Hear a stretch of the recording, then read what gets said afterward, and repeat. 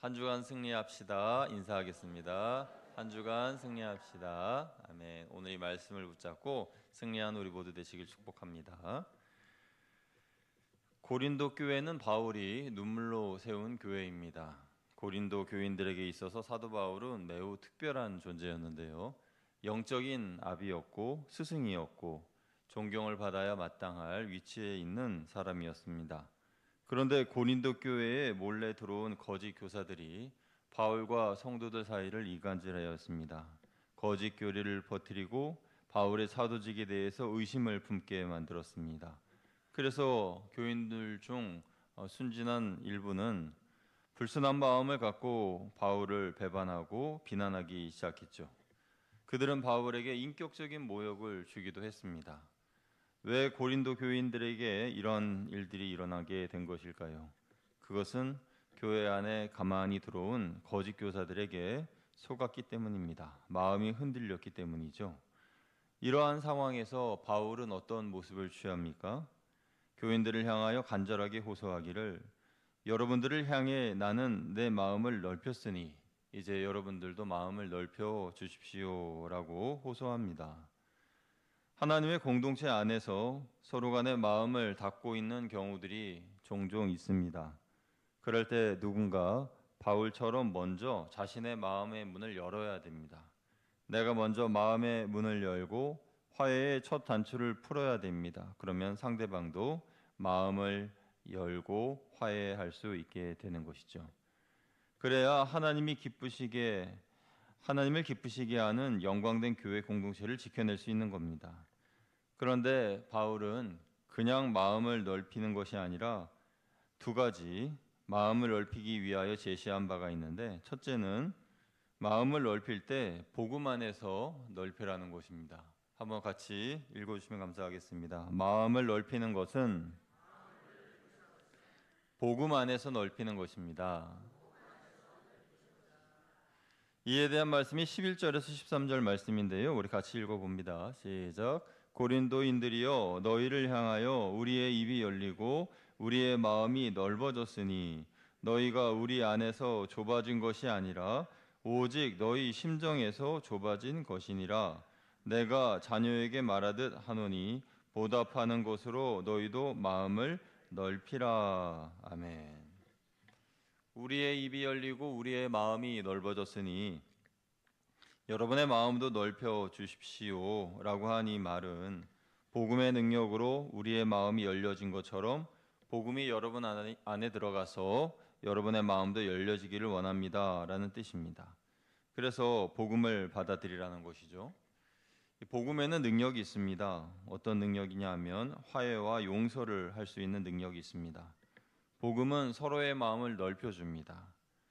사실 아무리 용서하려고 해도 용서가 잘 안 되는 사람이 있을 것입니다. 그때 필요한 것은 복음입니다.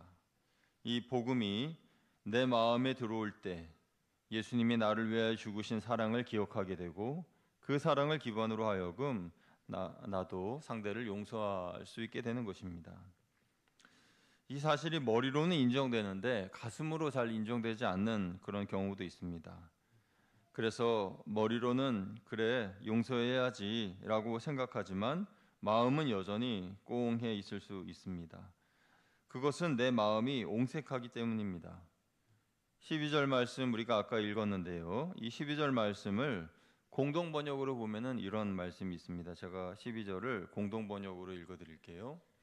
여러분을 대하는 우리의 마음이 옹색한 것이 아니라 여러분이 자기 마음을 스스로 옹색하게 만들었습니다. 이렇게 표현하였습니다. 어떤 외부적인 조건에 의하여서 마음이 옹색해진 것이 아니라 내가 스스로 내 마음을 옹색하게 만들었다라는 것이죠.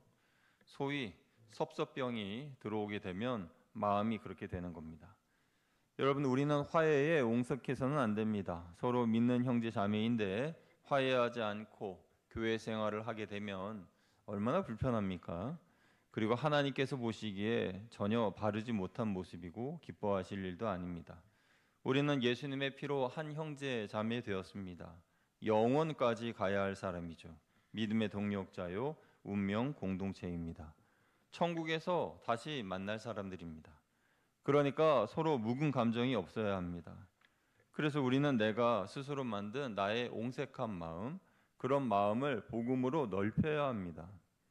내 마음의 보좌에 주님께서 앉아 계신다는 것을 기억하고 그 주님을 힘입어서 화목한 그런 우리 모두가 되어야 하는 것이죠.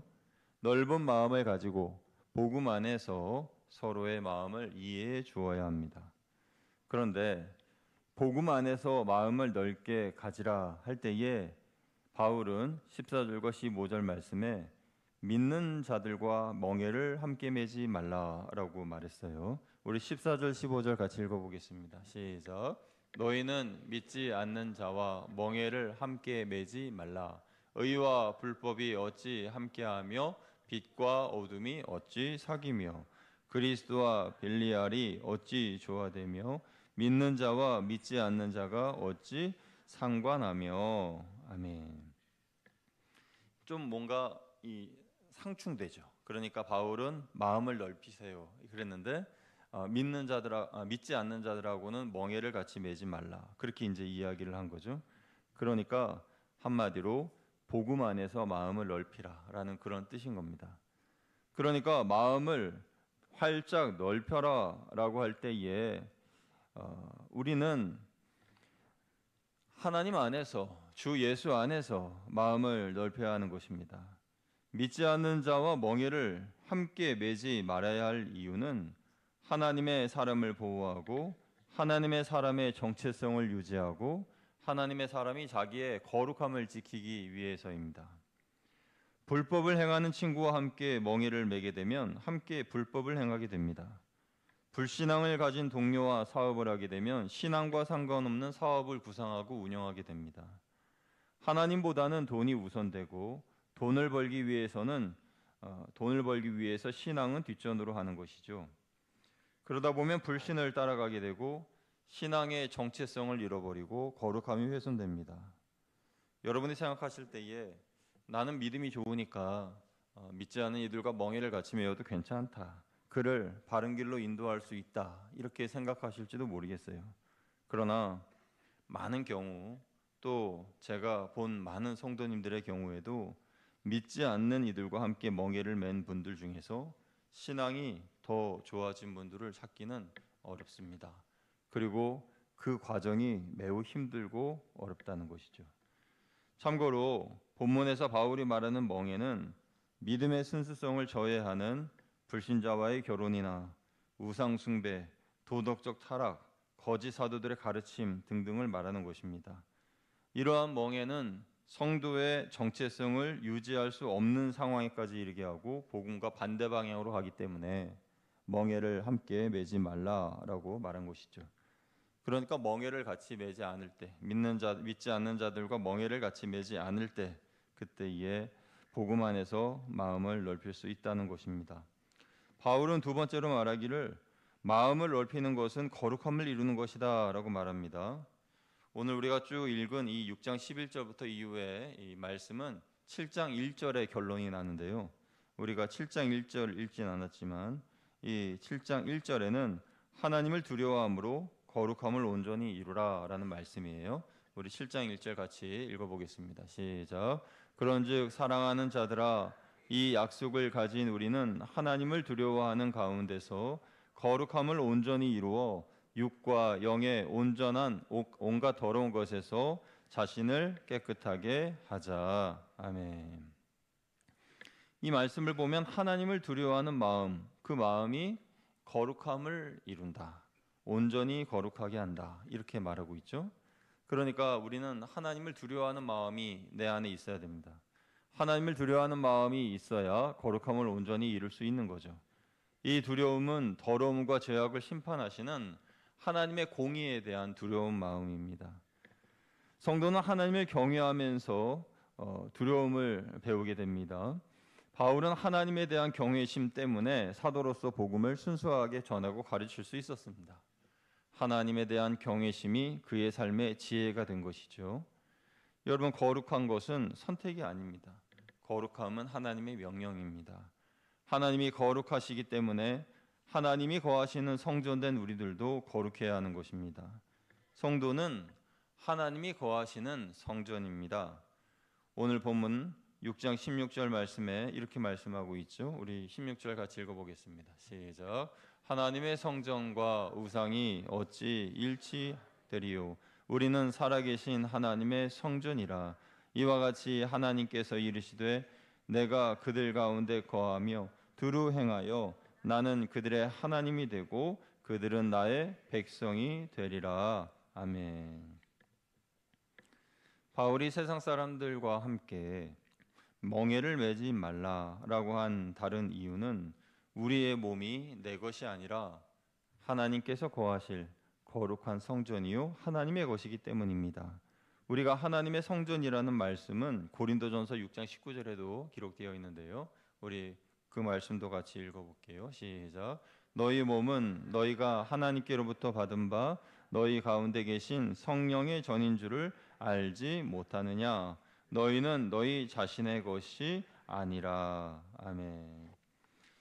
우리의 몸이 우리 자신의 것이 아니면 누구의 것입니까? 하나님의 것입니다.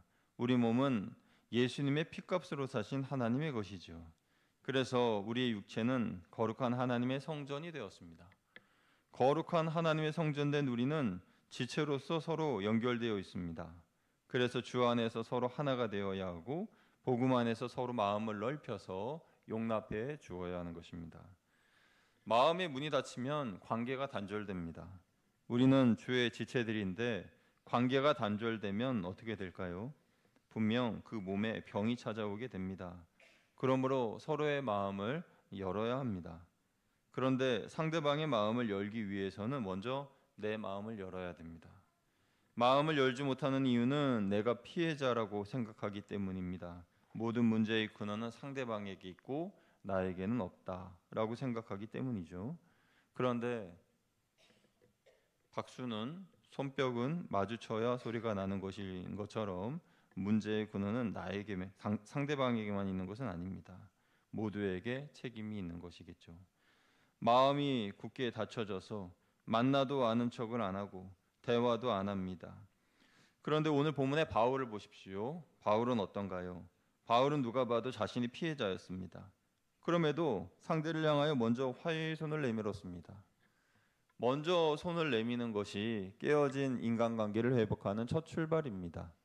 상대방이 마음을 열었다면 나도 마음을 열어야 합니다. 바울은 고린도 교인들을 향하여서 당신들도 마음의 문을 열어달라라고 호소하고 있습니다. 용서의 문은 활짝 열려야 합니다. 이를 위해서 우리는 먼저 서로의 다름을 인정해야 됩니다. 생각이 서로 다를 수 있습니다. 가치관이 다를 수 있습니다. 추구하는 것이 다르고 우선순위가 다를 수 있습니다. 그러나 다른 것은 다른 것일 뿐 틀린 것이 아닙니다. 근데 우리는 다른 사람, 나하고 다른 사람을 틀렸다고 얘기합니다. 그러면 반대로 나는 맞았다는 얘기죠. 그것만큼 교만한 것이 어디 있습니까? 나와 다른 사람, 그 사람을 틀렸다고 말하지 말고 다르다. 생각의 차이가 있다. 이렇게 이야기를 해야 하는 것입니다. 생각이 다르고 차이가 있을 뿐이지 나만 옳고 당신은 틀렸다고 생각하는 것만큼 잘못된 생각은 없는 것입니다.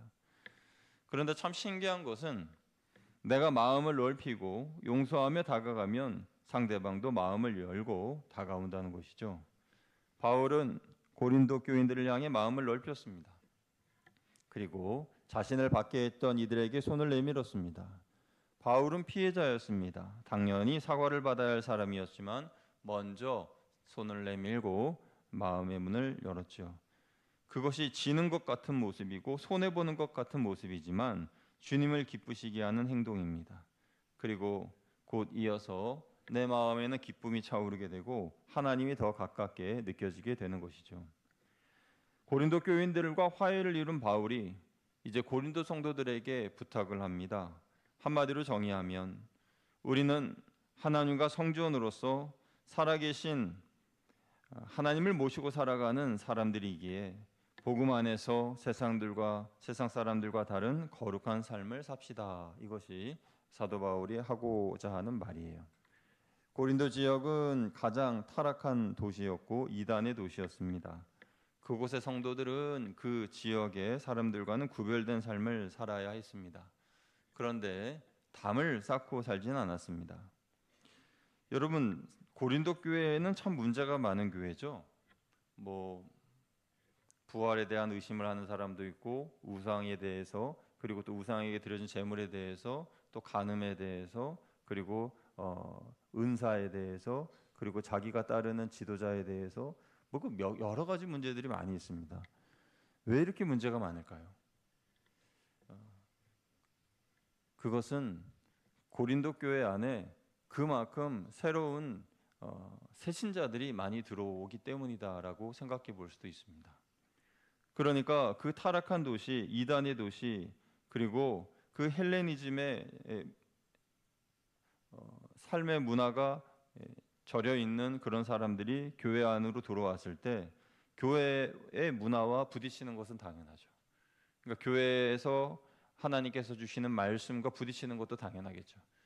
헬라인 그리스도인도 있고 유대인 그리스도인도 있고, 그리고 샤머니즘이나 또 어떤 로마의 그런 신화나 그런 헛된 것들에 빠져서 있던 사람들도 있고, 여러 사람들이 고린도 교회에 들어왔다는 것이죠.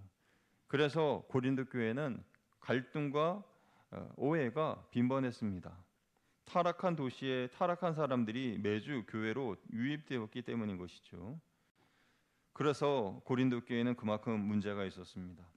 그러나 반대로 생각해 보면 그만큼 하나님의 사람으로 바꿔가는 그러한 역사가 큰 그런 교회다라고 얘기할 수도 있는 것이죠. 성경 전체를 볼 때에 그리스도인과 세상의 관계에 대해서 주는 메시지는 세상과 높은 담을 쌓거나 소극적으로 대하거나 세상과 격리된 삶을 사는 것이 아니라 오히려 그들에게 침투에 들어가서 그들에게 세상의 빛으로서 소금으로서 썩어지는 미랄로서 그들을 구해내는 것입니다. 그러려면 주의 품으로 인도해야 되겠죠. 교회로 이끌어야 될 것입니다. 예수님은 우리에게 너희는 세상 속으로 들어가서 빛이 되어라, 소금이 되어라, 미랄과 누룩이 되어라 강력하게 명령하십니다. 저와 여러분은 세상으로 파송받은 피스메이커입니다. 평화의 사도입니다. 교회에서 모이면 서로 사랑하고 기도하고 흩어지면 평화의 복음을 증거하는 사람들입니다. 그들이 바로 저와 여러분인 것입니다. 마음을 넓혀서 성도 간에 사랑하고 또 흩어져서는 복음을 전하는 그런 우리 거양교회 모든 성도님들 되시기를 주님의 이름으로 축복합니다. 기도하겠습니다. 하나님 감사합니다. 고린도 교회 안에 있는 여러 가지 일들, 그 일들을 오늘 말씀을 통해서 살펴보면서 무엇보다도 복음으로 순화되어져 가는 그런 과정에 일어나는 갈등의 모습들을 살펴보게 되었습니다. 그러면서 사도 바울은 하나님의 성전으로서 우리가 살고 또 복음 안에서 세상 사람들과 구별되이 살되 그들을 위하여서 마음을 넓히고 또 그들을 위하여 복음을 증거하는 우리들이 되자라고 말하였습니다. 우리 교회의 모든 성도님들도 복음을 들고 세상으로 나아갈 뿐만 아니라 우리 서로에게는 마음을 더 크게 넓히고 사랑하여서 한 몸 되고 하나 되는 그런 복된 공동체 될 수 있도록 인도하여 주옵소서. 우리 주 예수 그리스도의 이름으로 감사하며 기도드리옵나이다. 아멘.